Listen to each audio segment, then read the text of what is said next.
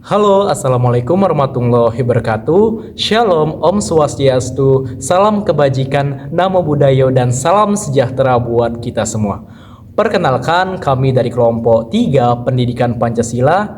Di sini kami akan menampilkan hasil wawancara kami terkait dengan nilai-nilai Pancasila dalam menghadapi dampak globalisasi dan juga dampak dari budaya asing. Di sini perkenalkan, nama saya Suhendra dengan NIM 7222441006. Perkenalkan, nama saya Gia Cinta Saria Manik dengan NIM 72233410008.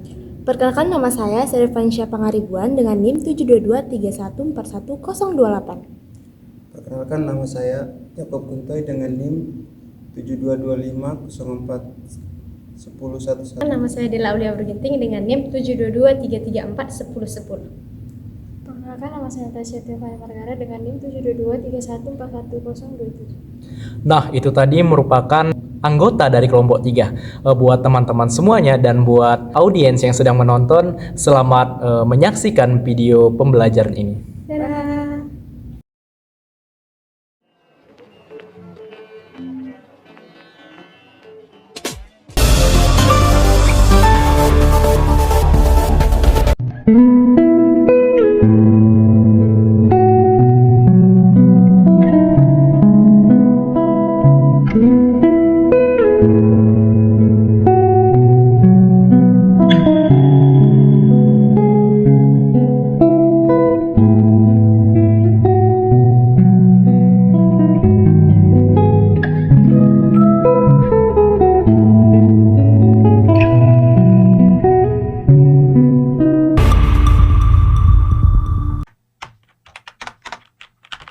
Pancasila itu kan kalau kita balik sebelumnya itu adalah dasar dari negara kita. Nah, kalau misalnya generasi muda tidak ada yang mempraktekkan tersebut, itu sama saja tidak ada gunanya ada Pancasila. Selain kan dari Pancasila itu kan udah terstruktur semua butir-butirnya, semua norma apa segala macam. Nah, dari situ juga kalau semua dipraktekkan, khususnya anak zaman sekarang, itu pasti luar biasa untuk generasi kita. Menurut saya masalah tentang kurangnya penerapan Pancasila ini pada generasi sekarang ini tentu saja sangat penting. Menurut saya sangat penting karena ini menyangkut tentang harapan dari bangsa Indonesia, karena anak-anak remaja itu adalah harapan dari bangsa ini. Menurut saya penting bahwasanya mengingat kita sebagai warga Indonesia yang baik, di mana Pancasila menjadi dasar dari negara kita, tentunya membangun dasar-dasar dan mengembangkan karakter Pancasila kepada masyarakat pastinya penting. Yang menurut saya Pancasila itu kan merupakan dasar bagi Pancasila itu dasar pemahaman bagi seluruh warga negara Indonesia. Jadi menurut saya Pancasila itu ya termasuk penting. Ya, pertama sangat penting ya untuk kita bahas, apalagi untuk masyarakat sekitar gitu, terutama yang istilahnya mereka yang langsung berhadapan dengan era globalisasi gitu. Karena apalagi sekarang Indonesia masuk ke era industri 4.0 sama society 5.0, di mana itu kan luas lah gitu, apalagi adanya pasar bebas yang memungkinkan orang untuk istilahnya kenal dengan orang dari luar negeri gitu kan, terjadinya cepat percampuran asimilasi, akulturasi dan sebagainya gitu kan. Maka dari itu peran dari si Pancasila itu benar-benar penting gitu di dalam kita menjalani kehidupan bersosial. Dirasa cukup penting juga. Kenapa? Karena kan masyarakat yang akan menjalani si Pancasila ini, nilai Pancasila ini. Mereka yang akan menjalani bagaimana pengaruhnya terhadap arus globalisasi. Nanti mereka sendiri yang akan merasakannya ini.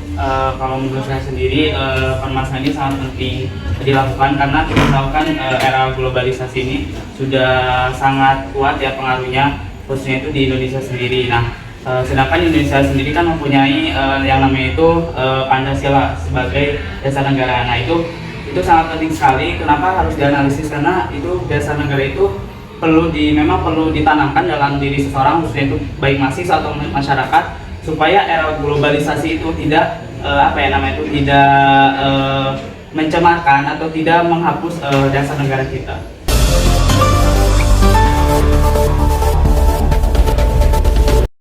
Mungkin penting karena kan karakteristik kayak gitu kan berpengaruh juga kan ke masyarakat, kayak ke lingkungan teman-temannya, kayak Kalau misalnya dia buruk, kayak dia karakternya buruk, kok pasti berpengaruh juga ke teman-temannya kan kak. Kayak ya udah bawa pengaruh positif atau negatif gitu ke teman-temannya. Oke. Penting karena kita tahu bahwa Pancasila merupakan sebuah dasar negara dalam kehidupan berbangsa dan bernegara. Sangat penting karena masalah ini dapat mempererat nilai Pancasila dan mengambil sisi positif dampak globalisasi di era modern. Saya penting ya kak masalah itu untuk dibahas. Nah, globalisasi ini dapat membawa dampak yang positif ataupun negatif terhadap budaya dan nilai-nilai lokal kita. Penting juga karena masyarakat lebih tahu ya budaya lokal terhadap budaya asing kita harus memperdalam budaya lokal kita daripada budaya asing. Nah teman-teman, setelah kita lihat sesi wawancara yang begitu singkat tentang pentingnya masalah ini dibahas, sekarang mari kita lihat lebih luas lagi gimana sih tanggapan dari narasumber terkait kebijakan apa yang harus dibuat untuk menangani masalah ini, lalu keuntungan apa dari kebijakan tersebut, lalu kerugian apa dari kebijakan tersebut, dan apakah dalam masyarakat ditemukan adanya perbedaan-perbedaan, dan yang terakhir, di mana memperoleh informasi yang lebih banyak. Yuk kita simak video berikutnya.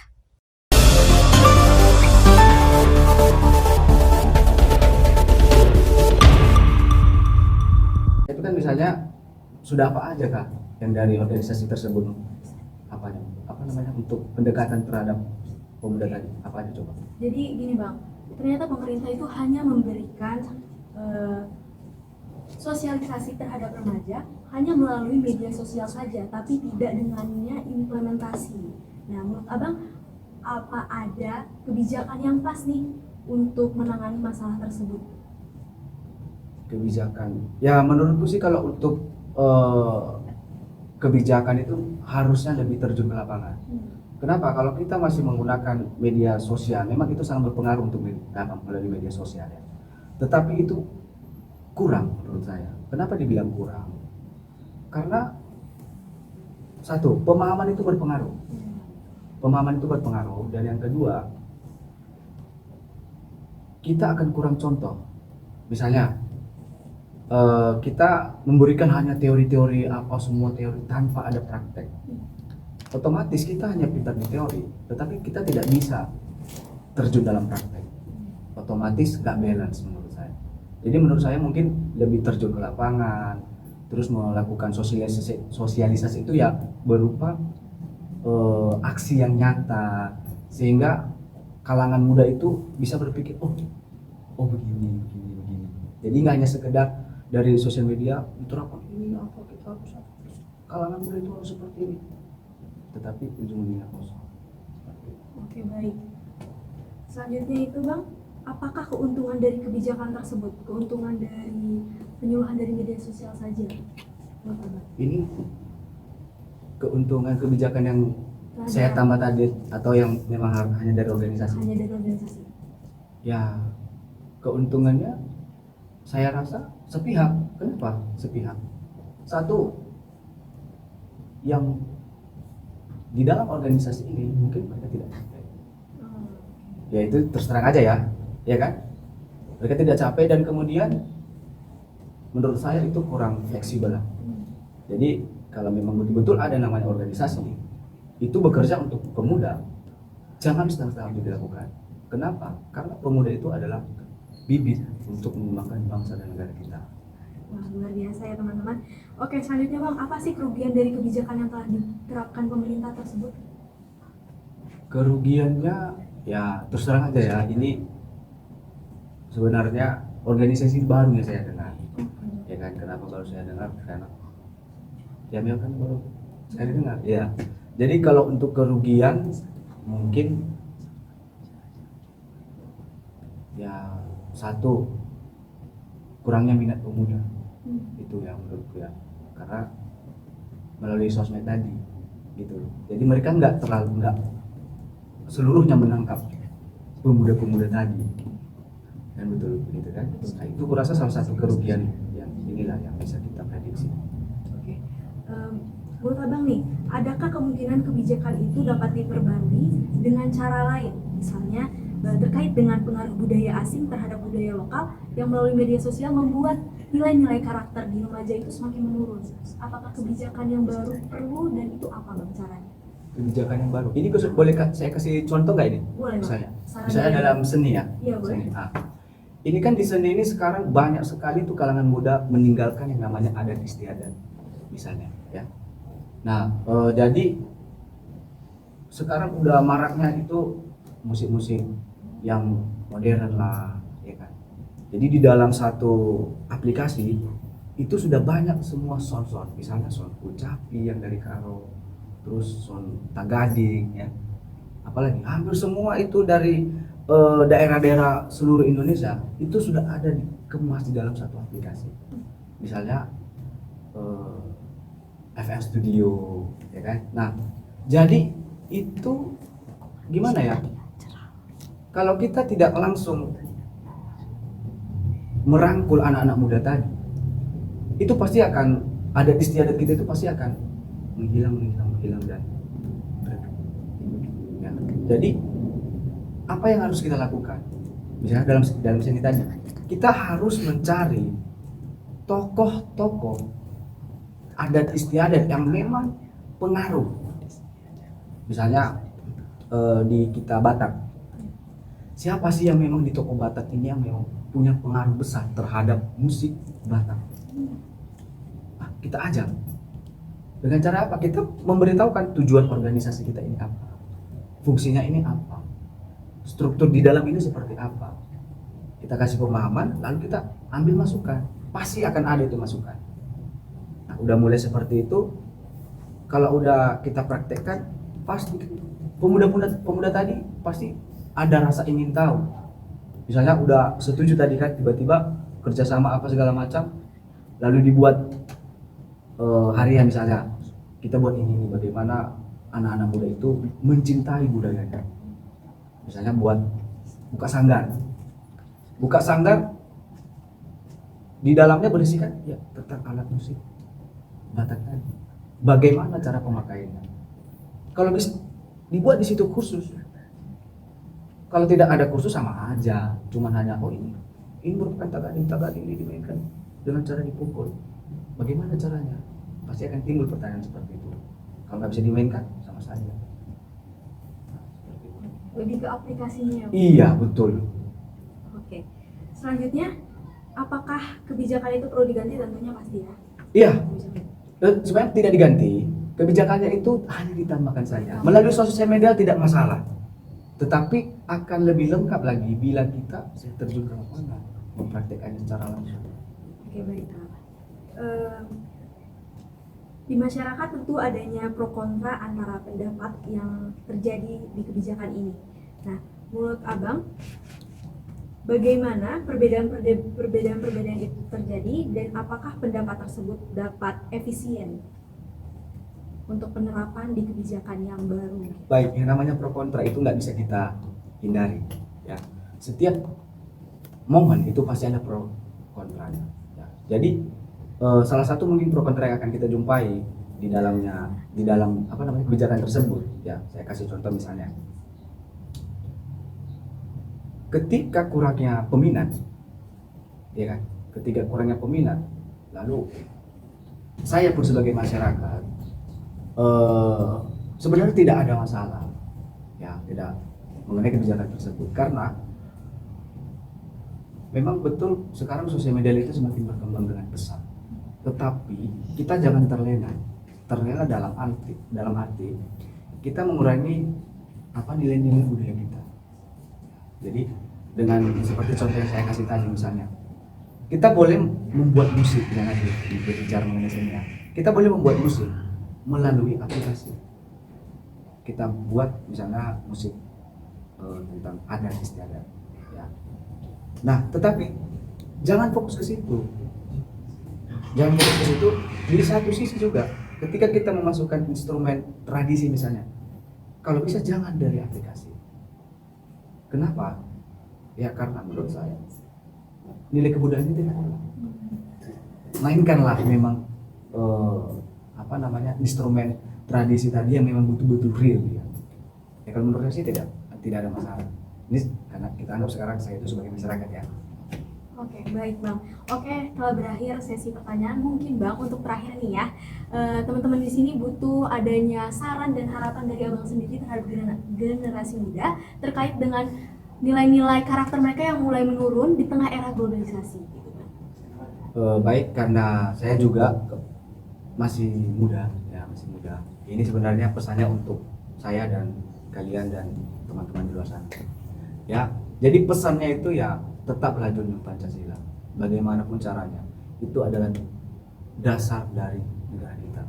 Ya, jadi praktekkan terus Pancasila itu walaupun ya tidak sempurna, memang tidak sempurna. Tetapi untuk mempraktekkan itu sangat-sangat perlu.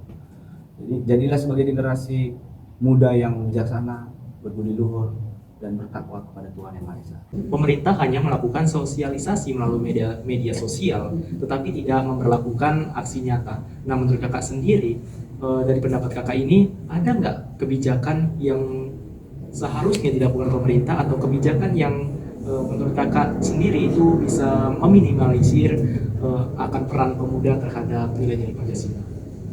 Kalau menurut saya sebenarnya kemerdekaan. Baik. Ya, menurut saya kebijakan yang diambil oleh pemerintah dengan melakukan sosialisasi tentang nilai Pancasila itu sudah sangat bagus. Tetapi memang perlu untuk realitinya itu memang harus didukung ya, maksudnya lebih diperkuat, lebih diperdalam. Kalau boleh saya kasih kebijakan itu, misalnya kalau sekarang kan sebenarnya sudah ada pertukaran dari mahasiswa dari dalam negeri ke luar negeri, baik mungkin misalnya dari kita ke mereka, mereka ke kita gitu kan, itu sudah sangat bagus. Kemudian yang kedua mungkin kita juga harus bisa mempertahankan budaya yang ada di kita gitu, contohnya kayak misalnya penggunaan batik ya kan, batik itu kan memang kalau kita bilang memang punya Indonesia gitu ya kan, nah itu salah satu budaya. Seharusnya budaya itu kita bawa keluar, bukan jadi budaya luar yang kita serap gitu. Kayaknya blend deh, kayaknya kalau ada yang ngomong tadi ya udah. Saya sangat mendukung kebijakan dari pemerintah dalam melaksanakan sosialisasi tentang nilai-nilai Pancasila untuk kalangan remaja ya. Salah satunya mungkin yang sudah dibuat pemerintah adalah dengan adanya pertukaran mahasiswa dari dalam negeri ke luar negeri, dan demikian juga orang Indonesia sudah menyambut orang-orang dari luar negeri ke dalam negeri kita untuk melakukan pertukaran mahasiswa. Itu sangat saya acungkan jempol ya, itu membuat kita membaurkan budaya dengan budaya luar. Nah, yang mau saya ambil di situ adalah ketika budaya luar masuk ke kita, harusnya yang kita serap adalah nilai-nilai positifnya. Apa itu? Misalnya berbahasanya. Nah, semakin banyak bahasa yang kita ketahui, maka semakin banyak ilmu pengetahuan yang akan kita ketahui juga. Yang kedua, budaya mereka, cara berpikir mereka, cara kerja mereka. Karena seperti yang kita tahu bahwa negara kita adalah negara berkembang. Artinya kita masih perlu belajar dari negara yang sudah berkembang gitu. Jadi kita perlu menerima mahasiswa dari luar untuk ada ke dalam. Yang ketiga, memang kita manusia adalah makhluk sosial. Artinya kita harus bisa beradaptasi dengan lingkungan luar sekalipun itu bukan orang Indonesia gitu. Karena siapa tahu kan, mungkin kita akan ditempatkan kerja di luar negeri. Jadi kita sudah belajar dari sejak dini untuk bersosialisasi dengan orang luar. Nah, itu dia. Nah, menurut saya yang dibuat oleh pemerintah itu sudah sangat baik, tapi mungkin ada kebijakan-kebijakan lain yang Indonesia juga harus terapkan. Contoh dalam penerapan kayak budaya batik ya. Budaya batik itu maunya kita buat mendunia gitu. Misalnya dengan adanya, saya sangat senang dengan adanya seperti kemarin Pak Haritano ya, dia buat acara fashion show tapi semua modelnya itu pakai batik gitu. Nah, itu sudah sangat mendunia. Nah, sekarang seperti kalau kita lihat artis misalnya kayak Raffi Ahmad, mereka buat MS Glow. Nah, itu untuk produk kecantikan memang, tapi mereka buat fashion show-nya di Paris gitu. Nah, itu sangat bagus. Maksudnya jadi kita itu orang dalam juga harus memberi dampak keluar. Bukan hanya orang luar saja ngasih dampak ke kita. Jadi kita harus balancekan itu. Ya, orang luar kasih ke kita, kita juga harus ada kasih keluar supaya balance. Nah, masalahnya itu adalah sekarang tidak balance. Kita hanya menyerap, kadang tidak memberi. Nah, itu yang tidak seimbang. Itu yang jadi permasalahannya. Kebijakan yang perlu dilakukan untuk saat ini salah satu mungkin sosialisasi. Ya, kita tahu kalau sekarang ini sudah semakin maju zamannya, sudah semakin canggih zamannya. Jadi sekarang itu sudah sangat banyak peluang bagaimana kita untuk menebarkan nilai-nilai yang harus diterapkan oleh generasi-generasi muda. Baik, yang berikut apakah keuntungan dari kebijakan tersebut? Oke, baik. Untuk saya keuntungan dari kebijakan yang saya ambil itu itu adalah menjadi salah satu cara untuk apa ya namanya ya, untuk menyebarluaskan, kita bilang menyebarluaskan. Contohnya video-video yang tayang dalam media-media sosial sekarang ini bisa menjadi itu salah satu nilai positif atau nilai negatif kalau kita ambil. Tetapi untuk menebarkan nilai-nilai positif dalam penerapan Pancasila sudah sangat banyak.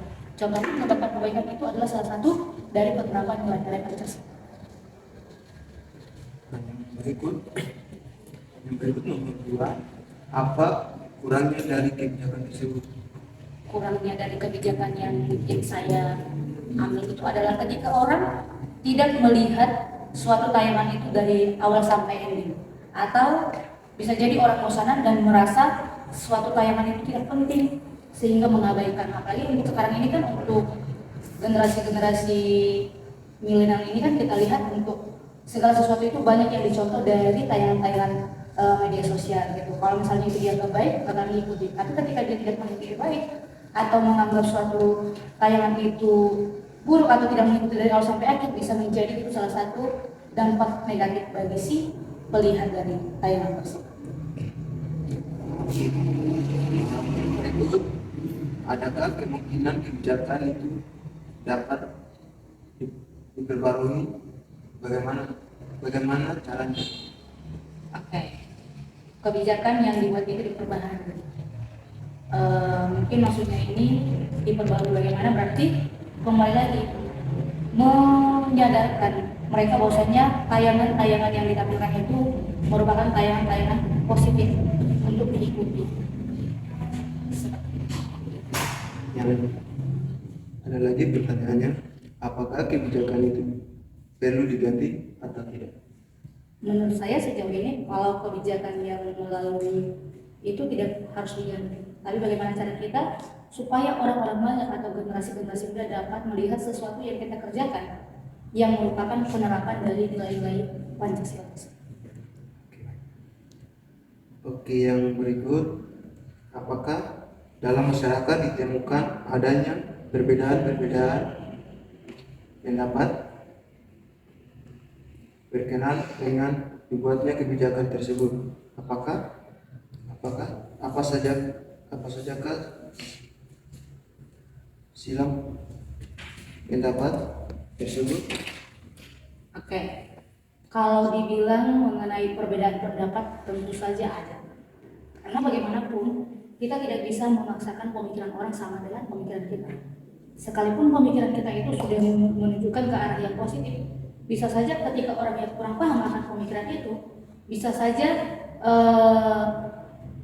berpikir itu sesuatu yang tidak penting. Ya, salah satu contoh positif dari penyebaran dari nilai-nilai Pancasila itu kita katakanlah mengenai kita nilai satu contoh itu menggalang dana untuk korban bencana, ya kan? Bisa jadi menurut orang ini apa ini nggak begitu penting, ternyata bagi sebagian orang itu sudah menjadi penerapan salah satu nilai dari Pancasila, yaitu tentang sila kedua, ya, tentang kemanusiaan. Baik, yang berikut, di mana dapat memperoleh lebih banyak informasi untuk memahami masalah tersebut? Oke, informasi lebih banyak untuk memahami informasi itu mungkin. Kalau sekarang ini mungkin kita sering dengar ya, kalau misalnya orang tua ngomong sama kita, anak-anak sekarang ini udah beda, udah nggak kayak dulu lagi, gitu kan? Apa yang perlu dilihat dari sana? Berarti sesuatu yang sudah disampaikan itu ternyata begitu penting untuk anak-anak generasi muda sekarang ini. Artinya udah dilihat bahwasanya udah beda, nggak sama lagi. Tingkat kepedulian saja sangat berbeda. Tingkat apalagi kemauan aja sudah berbeda. Itulah karena salah satu pengaruh dari kemajuan teknologi. Bagaimana harapan kakak terhadap pemuda bangsa? Oke, ini yang sangat penting ya. Bagaimana tanggapan saya mengenai penerapan dari nilai-nilai Pancasila ini untuk generasi-generasi muda ya. Terkhusus kita yang ada di sini, semua generasi muda, bagaimana kita untuk menerapkan atau mencerminkan kita sebagai contoh kepada orang lain dalam penerapan nilai-nilai Pancasila ya. terutama dalam bidang kepedulian, perhatian, kemanusiaan, apalagi nilai gotong royong udah sangat banyak yang tertinggal oleh karena kemajuan teknologi ataupun kita bisa dibilang generasi gadget. Tapi jangan salah, justru karena adanya generasi ini, adanya gadget-gadget ini akan semakin mempermudah kita untuk menebarkan bagaimana nilai-nilai itu yang harus kita sebarkan kepada banyak generasi muda.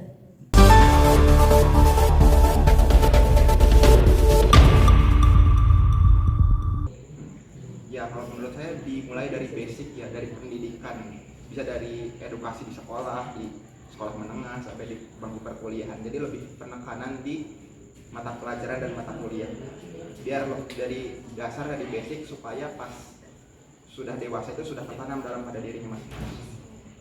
Selanjutnya, apakah keuntungan dari kebijakan pemerintah itu?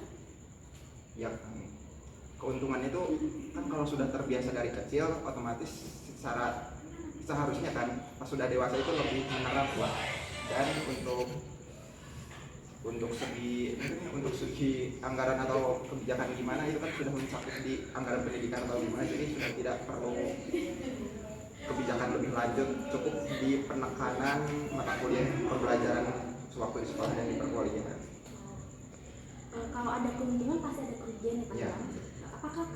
Apa kerugian dari kebijakan pemerintah tersebut? Ya mungkin setiap kebijakan pasti ada kerugian ya, tapi ya menurut saya lewat penekanan pada mata pembelajaran dan mata kuliah pada itu Pancasila ya lebih sedikit lah kekurangan, mungkin ada tapi ya tidak terlalu banyak mungkin. Dan apakah ada kemungkinan kebijakan dari pemerintah itu diperbarui gitu?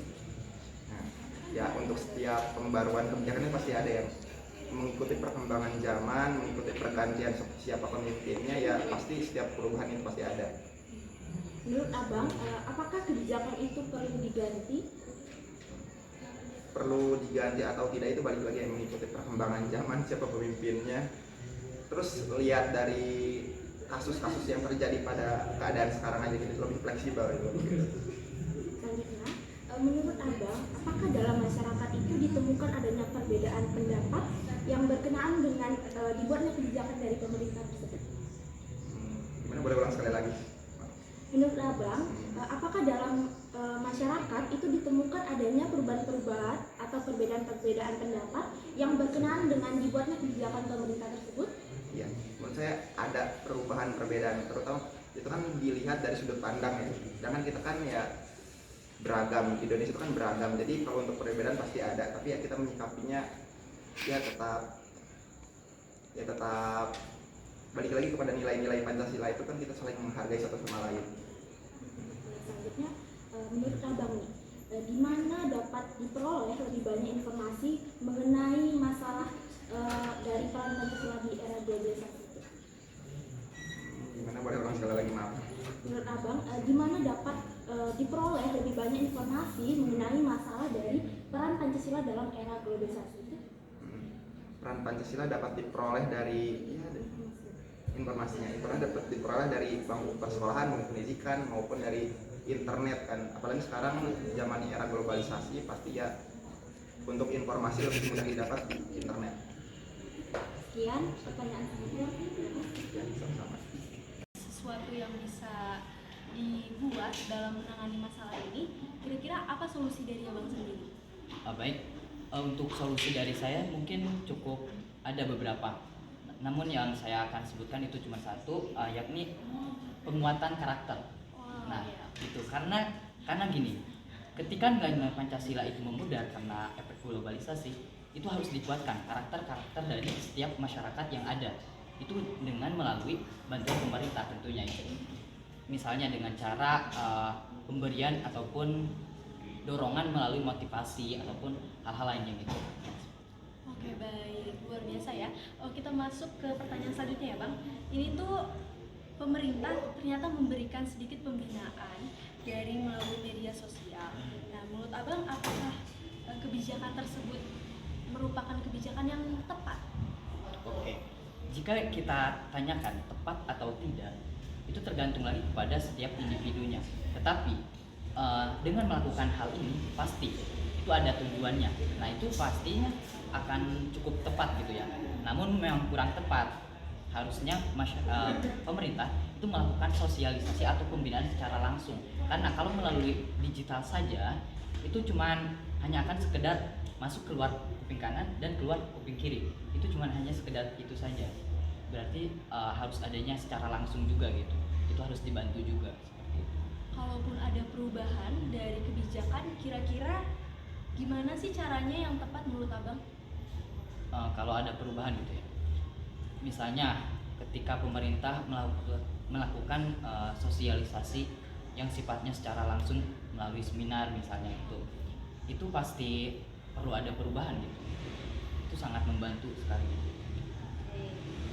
Berarti menurut Abang otomatis dari pernyataan Abang itu kebijakan itu perlu diganti lah ya? Iya. Selanjutnya, apakah dalam masyarakat ditemukan adanya perbedaan-perbedaan pendapat berkenaan dengan dibuatnya kebijakan tersebut, dan apa sajakah silang pendapat tersebut? Maksudnya pro kontranya gitu. Nah, terkait pro kontra pasti ada gitu ya. Apapun kebijakan yang dilakukan pemerintah pasti ada pro kontra. Karena mengingat jumlah masyarakat di Indonesia itu cukup banyak, pasti ada pro kontranya. Terkait hal tersebut, mungkin kalau pro itu masyarakat akan setuju dengan adanya kebijakan pembinaan melalui digital. Tetapi kalau untuk yang kontra mungkin akan lebih bukan merubah tapi menambahkan tadi dengan cara secara langsung juga gitu. Nah, mungkin seperti itu.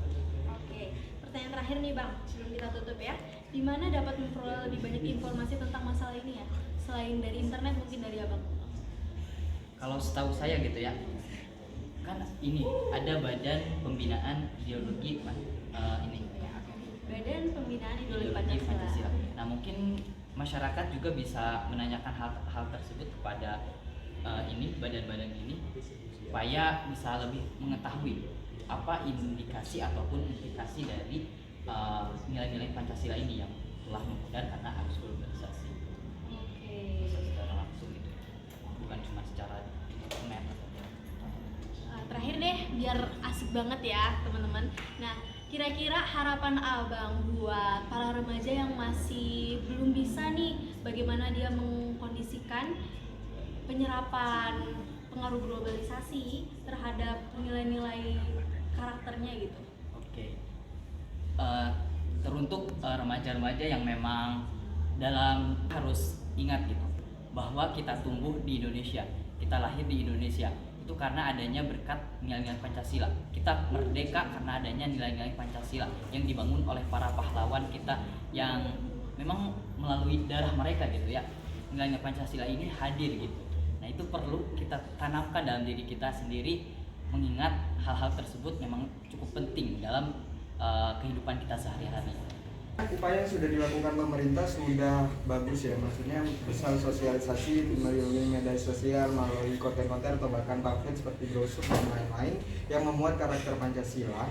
Namun hal itu menurut saya kurang efektif, mengingat bahwasanya pengguna media sosial di Indonesia juga masih belum seluruhnya melek teknologi. Mungkin hal itu hanya menyisir sebagian kalangan milenial, di mana kalangan tersebut masih aktif menggunakan media sosial. Namun bagaimana caranya upaya pemerintah untuk menyentuh ranah masyarakat yang mungkin tidak melek teknologi? Hal itu mungkin perlu dipikirkan lagi oleh pemerintah. Apa sih keuntungan dari kebijakan pemerintah tersebut?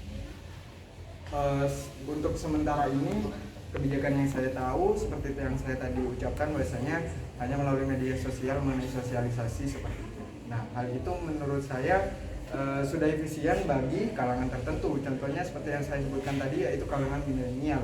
Namun tidak semua kalangan milenial bisa sesuai dengan target yang ditetapkan pemerintah. Misalnya tujuan pemerintah ini mengedukasi agar supaya karakter Pancasila pada kaum milenial misalnya melalui konten tersebut bisa meningkat dan bisa meningkatkan kesadaran akan pentingnya karakter Pancasila. Namun hal itu tidak semua kalangan milenial bisa menerima itu. Jadi pemerintah menurut saya masih harus memikirkan bagaimana langkah yang efektif untuk menyentuh lebih dalam atau bahkan mengaplikasikan karakter Pancasila tersebut mulai dari sejak dini atau bahkan di semua kalangan. Nah, dari keuntungan pasti ada kerugiannya dong. Nah, apa sih kerugian dari kebijakan pemerintah tersebut? Menurut saya kerugiannya sendiri, kebijakan tersebut kurang efisien karena tidak bisa menyentuh semua lapisan masyarakat Indonesia, baik mulai dari usia muda atau bahkan usia tua, itu belum general menyentuh semua, hanya menyentuh beberapa golongan saja seperti itu. Nah, menurut saya hal itu sangat merugikan, bahwasanya mengingat warga Indonesia sendiri terdiri dari berbagai kalangan, juga mungkin kelas ekonomi, yang tentu hal itu juga mempengaruhi bagaimana penerimaan dia terhadap sosialisasi tentang karakter Pancasila tersebut. Pertanyaan selanjutnya, adakah kemungkinan kebijakan itu dapat diperbarui? Jika ada, bagaimana caranya? Kemungkinan bisa, karena mengingat tidak ada jalan buntu untuk menemukan jalan keluar. Karena namun sebelumnya pemerintah harus benar-benar meriset metode apa yang bisa menyentuh seluruh lapisan masyarakat, tidak hanya kalangan milenial seperti yang saya sebutkan. Toh semua kalangan milenial juga belum tentu bisa menerima kebijakan tersebut. Jadi pemerintah harus benar-benar bisa mempetakan bagaimana metode yang tepat sesuai dengan sasaran target, mulai dari sasaran usia, sasaran latar belakang pendidikan, latar belakang ekonomi. Hal itu perlu diperlukan, dan menurut saya pentingnya membuat satgas-satgas untuk membangun karakter Pancasila, tidak hanya di sekolah, melainkan di semua kalangan seperti yang saya ucapkan tadi, namun dengan metode dan penyampaian yang berbeda sehingga bisa diterima dengan target kalangan yang dituju. Apakah kebijakan itu perlu diganti? Jika iya, mengapa perlu diganti? Menurut saya tidak perlu diganti, tapi hanya perlu disempurnakan saja metodenya, lebih memperinci dan memetakan bagaimana target-target tersebut bisa disentuh untuk mengenai karakter Pancasila ini seperti apa metodenya. Menurut saya yang perlu menjadi PR dari pemerintah adalah bagaimana metode yang tepat untuk bisa memberikan penyuluhan dan untuk pengembangan karakter Pancasila ke semua lapisan masyarakat selama masyarakat tersebut masih tercatat sebagai warga negara Indonesia. Oke, lanjut. Apakah dalam masyarakat ditemukan adanya perbedaan-perbedaan pendapat berkenan dengan dibuatnya kebijakan tersebut? Apa sajakah yang silang pendapat tersebut? Mengenai kebijakan tersebut, menurut saya kembali lagi bahwasanya kebijakan tersebut tidak bisa menyentuh semua kalangan. Pastinya ada golongan yang pro dan juga kontra. Bahkan mungkin yang sudah menjadi target dari kebijakan tersebut saja tidak memperdulikan atau bahkan mengabaikan adanya kebijakan tersebut, sehingga tidak ada gunanya kebijakan tersebut. Seperti itu. Kita sampai pada pertanyaan terakhir, di mana dapat memperoleh lebih banyak informasi untuk memahami masalah ini? Kembali lagi, pemerintah harus benar-benar bisa melakukan survei untuk mengetahui seperti apa kualitas dari SDM masyarakat dan metode seperti apa yang bisa sampai kepada SDM masyarakat Indonesia. Menurut saya, sebelum membuat kebijakan perlu adanya riset bagaimana karakter mulai dari latar belakang tentang masyarakat Indonesia, sehingga pemerintah bisa membuat kebijakan-kebijakan yang tepat sasaran. Manfaat yang bakal dirasain oleh masyarakat, terkhususnya para remaja tadi? Menurut saya itu pas setiap realis atau setiap program pasti ada manfaatnya, karena pemerintah nggak cuma-cuma gitu bikin program tapi nggak ada manfaatnya. Nah, menurut saya manfaatnya itu yang pertama, masyarakat itu atau remaja tersebut bisa tahu dan bisa menanamkan nilai tersebut pada dirinya, yang mana jika tidak ditanamkan dari usia remaja, maka siapa yang mau merealisasikannya lagi, karena kita tahu bahwa remaja itu nanti itu akan menjadi penerus bangsa juga.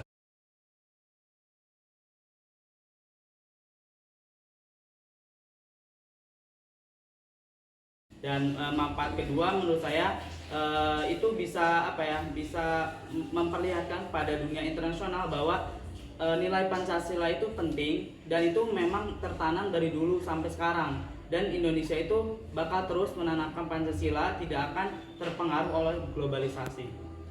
Baik Bang, itu tadi merupakan suatu keuntungan ya kan Bang. Lalu setiap ada keuntungan pasti ada kayak kerugian. Nah, menurut Abang sendiri dari kebijakan-kebijakan tersebut, apa itu kelemahan atau kerugian yang bakal didapat dari kebijakan tersebut? Oke, menurut saya kerugian yang bisa didapat itu karena ini kan era globalisasi. Nah, itu memang ada beberapa seperti namanya itu pertentangan antara nilai Pancasila dengan yang namanya itu globalisasi. Nah, kelemahannya mungkin di bidang apa ya namanya itu, ada kekurangan ketika apa ya, masyarakat itu tidak bisa mengikuti seluruh perkembangan secara global karena terbentur dengan nilai-nilai Pancasila. Tetapi itu bisa menurut saya itu bisa disesuaikan kembali, karena setiap ada kerugian pasti ada namanya itu cara lain agar kerugian tersebut bisa teratasi. Berarti menurut abang sendiri dari kerugian tersebut ada nggak kemungkinan bahwasanya pemerintah bakal mengganti regulasi kebijakan yang ternyata diukur itu belum berhasil untuk mencapai tujuan yang efisien? Pastinya pemerintah pasti bakal mengganti atau memperbarui dan mengupgrade lagi program-program yang memang pemerintah rasa itu tuh belum signifikan efeknya itu kepada masyarakat. Tetapi menurut saya pemerintah tidak akan mengganti tujuannya. Tujuannya tetap menanamkan nilai Pancasila kepada remaja dan masyarakat di era globalisasi ini. Tetapi dalam perubahannya itu cuman merubah bagaimana caranya tuh pemerintah buat menanamkan hal tersebut. Gitu. Udah jadi kan bang, dibuatnya kebijakan itu pasti kayak menuai namanya pro dan kontra. Kayak tadi seperti pronya itu dia memperoleh keuntungan, sedangkan demokrasi itu bebas untuk berpendapat, dan pemerintah memang mengusahakan tidak semua itu bisa, suatu program itu tidak semua bisa mencakup semuanya, karena contohnya itu ketika program penanaman nilai Pancasila di perguruan tinggi, nah itu kan tidak semua orang bisa mendapatkan hal tersebut. Itu bakal adanya pro dan kontra. Pronya itu di masyarakat atau di remaja yang memang bisa berkuliah, sedangkan kontranya itu di masyarakat yang memang tidak bisa berkuliah. Nah, bagaimana cara pemerintah mengatasinya? Itu pemerintah membuat kebijakan baru. Jadi tidak hanya diterapkan di institusi pendidikan, tetapi diterapkan juga di non pendidikannya juga.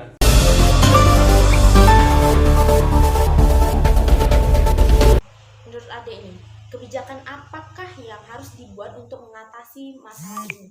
Kebijakan seperti pelatihan kepada guru-guru di Indonesia mengenai pentingnya Pancasila di era globalisasi, bukan hanya dalam media sosial. Selanjutnya nih Dek, menurut Ade, apakah ada keuntungan dari kebijakan yang sudah diambil pemerintah tersebut? Pastinya mempunyai keuntungan, masyarakat lebih terdidik dalam menerapkan Pancasila dalam hidup. Nah, kan ada keuntungan, pasti ada kerugiannya. Nah, apa kerugian dari kebijakan itu? Kerugiannya yaitu anggaran dana yang harus dikeluarkan oleh pemerintah jika melakukan pelatihan tersebut. Menurut Ade nih, apakah ada kemungkinan kebijakan itu diperbarui atau diganti? Bukan diganti, tetapi ditambah dari media sosial, dieksekusi atau pelatihan. Baik, selanjutnya menurut Ade nih, di manakah dapat diperoleh lebih banyak informasi mengenai masalah tersebut? Semua informasi dapat diakses melalui internet, yang dimana segala informasi pasti didapatkan melalui media sosial. Nah, terakhir nih Dek, apa harapan Ade mengenai pemuda-pemudi Indonesia dalam peran Pancasila dalam era globalisasi ini? Harapan saya sebagai pelajar supaya pelajar atau masyarakat dapat lebih mencintai dan menerapkan Pancasila dalam hidup dan menghindari budaya asing yang negatif, karena pegangan masa depan negara ini pasti dalam pemuda-pemudi di Indonesia. Seperti mendukung program-program yang ditawarkan oleh pemerintah, lalu pengawasan terhadap konten-konten di media sosial, seperti memperketat pengawasan terhadap konten media sekarang, karena konten media sekarang itu kan banyak yang dapat merusak masyarakat kita, seperti menyebarkan konten-konten yang tidak sepantasnya untuk disebar, lalu seperti menyebarkan fitnah atau hoax di media sosial yang dapat merusak dan mencemarkan nama baik seseorang. Oke Kak, dari kebijakan itu menurut Kakak ada nggak keuntungan yang dapat kita ambil? Kalau keuntungannya itu ada, seperti kayak budaya, mempromosikan budaya lokal itu kan Kak, bisa kayak kita bisa mempromosikan budaya kita ke budaya luar, sehingga banyak orang yang bisa mengetahui soal budaya kita. Oke Kak, dari setiap keuntungan itu kan Kak pasti kita punya kerugian nih kan. Menurut kakak apa kerugian dari kebijakan yang ada tadi? Menurut saya kalau untuk kebijakannya itu seperti membatasi konten-konten itu tadi bisa masyarakat kita menjadi terbatas untuk berpendapat. Kemudian Kak bisa menghambat inovasi dan kreativitas seseorang. Lalu bisa kalau kurangnya keterlibatan masyarakat itu bisa membuat masyarakat itu enggan untuk menggunakan budaya-budaya lokal. Lalu yang terakhir itu masyarakat minoritas itu bisa jadi kurang diperhatikan. Selanjutnya, menurut kakak kebijakan itu dapat diperbarui nggak? Caranya kayak mana? Menurut saya bisa, seperti menguatkan pendidikan dan nilai-nilai Pancasila, kemudian pelibatan orang tua dan juga komunitas-komunitas, kemudian kolaborasi dengan sektor-sektor swasta. Oke. Menurut kakak kebijakan itu boleh nggak diganti? Kalau boleh, kenapa? Menurut saya tidak ya, karena dengan pengenalan budaya lokal masyarakat menjadi lebih mengetahui kalau budaya kita juga lebih baik dan juga menarik. Lalu dengan adanya pengawasan konten di media sosial itu juga dapat memfilter konten-konten untuk anak di bawah umur agar tidak terpapar konten-konten negatif yang tidak seharusnya mereka lihat. Oke kak, selanjutnya ya, apakah dalam masyarakat ditemukan adanya perbedaan pendapat yang berkenan dibuatnya dengan kebijakan tersebut? Menurut saya sih kak tidak ada. Menurut kakak ada dari mana kita dapat menggali lagi informasi-informasi terkait masalah ini kak? Menurut saya yang pertama itu kita rajin membaca dari artikel-artikel atau dari beberapa berita dari internet. Kemudian ada seminar-seminar sosialisasi yang diadakan oleh pemerintah. Oke kak, yang terakhir nih ya, apa harapan kakak untuk remaja-remaja yang ada di Indonesia pada saat ini terkait dengan nilai Pancasila? Kalau harapan saya untuk remaja kedepannya itu mengenai nilai-nilai Pancasila itu agar mereka dapat membangun dan memahami mengenai nilai-nilai Pancasila, karena seperti yang kita ketahui kan kak, sekarang ini banyak remaja-remaja yang hanya menghafal nilai-nilai Pancasila tanpa memahami apa makna dari sila-sila dari Pancasila itu, sehingga generasi milenial saat ini itu perlu diberikan strategi untuk meningkatkan dan mengamalkan Pancasila, seperti membangun semangat kebinekaan dan memanfaatkan media sosial untuk mengenalkan nilai-nilai Pancasila ke masyarakat.